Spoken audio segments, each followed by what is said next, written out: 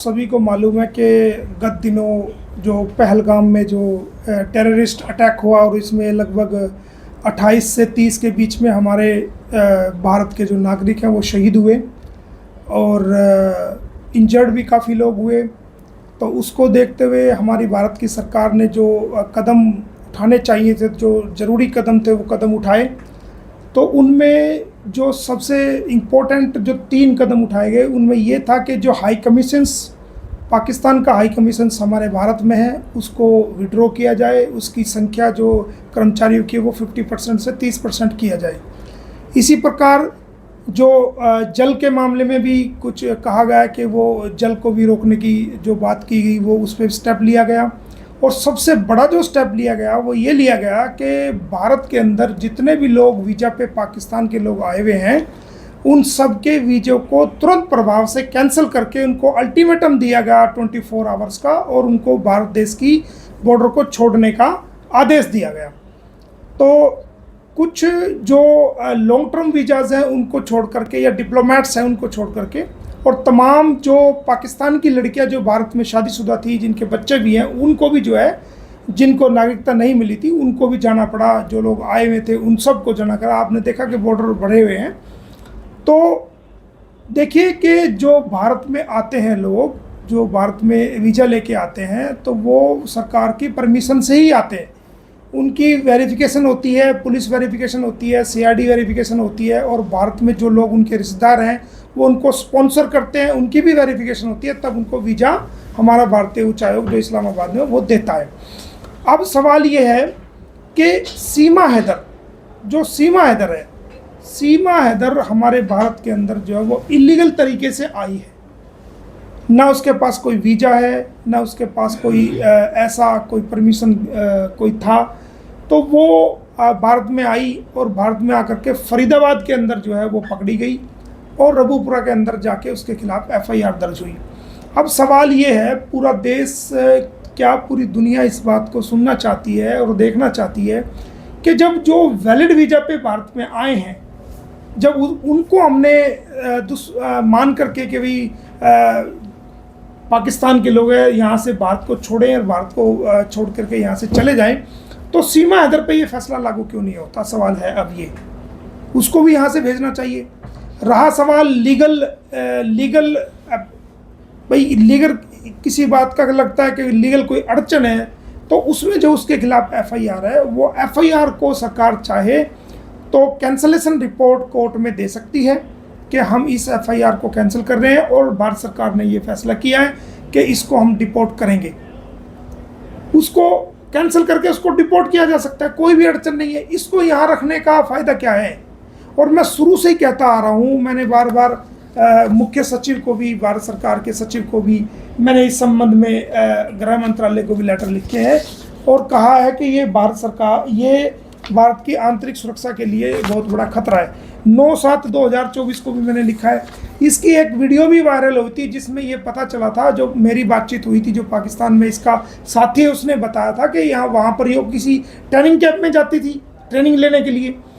तो ये तो भारत के लिए खतरा है बहुत बड़ा। और मैं आपको बताना चाहूँगा कि इसके जम्मू कश्मीर से भी कनेक्शन है। इसकी खुद में वॉइस जो मैं आपको सुनवाना चाहूँगा, ये फ़ोन देना मेरा जरा एक बार, मैं, हाँ उसको हम दे देंगे आपको।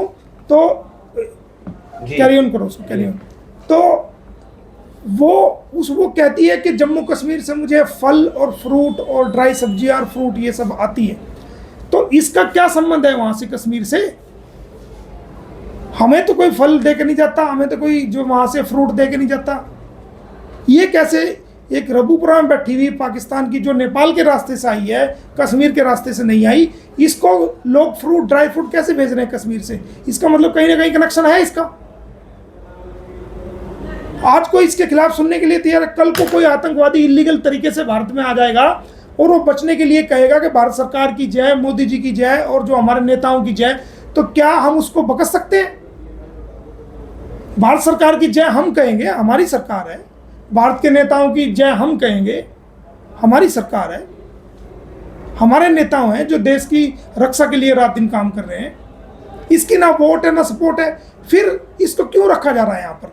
अगर आप इसको रखना चाहते हैं तो अगर इसको डिपोर्ट आप नहीं भी करना चाहते तो कम से कम इसके बच्चों को डिपोर्ट करिए, जो कि उम्र में कम है, जिनका कोई क्राइम नहीं बनता, इलीगल उन पे एफआईआर में भी नहीं बनती, उन पे ना कोई क्राइम बनता, उन चारों बच्चों को डिपोर्ट करिए आप और इसको जेल में डालिए। इसकी बेल कैंसिलेशन सरकार की तरफ से एक कोर्ट के अंदर एक एप्लीकेशन लगेगी, जो सरकार को राइट है, जो पुलिस डिपार्टमेंट को राइट है कि वो जाकर के एक एप्लीकेशन दे सकता है कि भारत सरकार ने ये फैसला लिया कि पाकिस्तान के लोगों को भारत से भेजना है, तो लिहाजा हम ये भारत की आंतरिक सुरक्षा के लिए बहुत बड़ा खतरा है और ये वैसे भी भारत की सुरक्षा के लिए बहुत बड़ा खतरा है।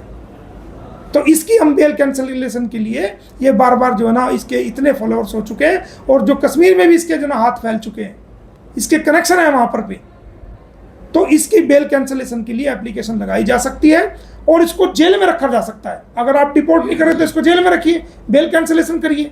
ये क्या लगती है हमारी, जो हमारे 28 लोग पहलगाम के अंदर जो है वो वीर गति को प्राप्त हुए हैं, जो शहीद कर दिए गए हैं, वो हमारे लिए इंपॉर्टेंट मायने रखते हैं, ये सीमा हैदर रखती है? सवाल ये है, सारी दुनिया पूछ रही है, ये मैं नहीं पूछ रहा हूँ, सारी दुनिया के लोग पूछ रहे हैं।